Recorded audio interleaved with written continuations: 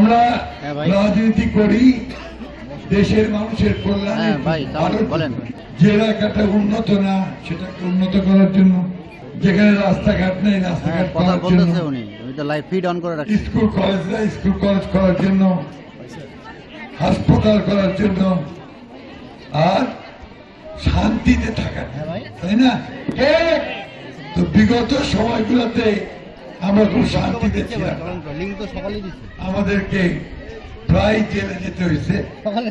আমাদের এই ঠাকুরগাতেই আপনার 70টা মামলা হয়েছে, আমাদের প্রায় 7,000 আসামি ছিল।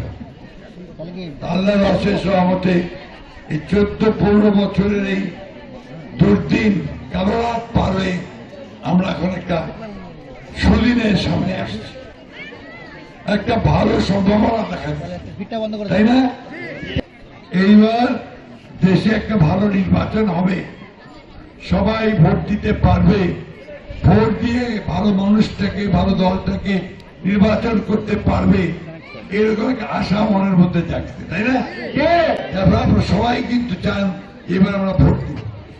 আর আমাদের ছেলেরা মেয়েরা আছে 18 বছর বয়স হয়েছে, ওরা আবার নতুন ভোট দিবে প্রথমবার। এর আগে অনেকে আছে ভোট দিতে পারে নাই, বয়স হয়েছিল কিন্তু ভোট দিতে পারে, ভোটার হয়েছিল ভোট দিতে পারেনি, ওই আগরাই সব লেগেছে, ভোটটা আগরে হয়ে গেছে, তাই না? এইবার সুযোগ আসছে, আমরা ঠিক মতো ভোটটা দিতে পারবো।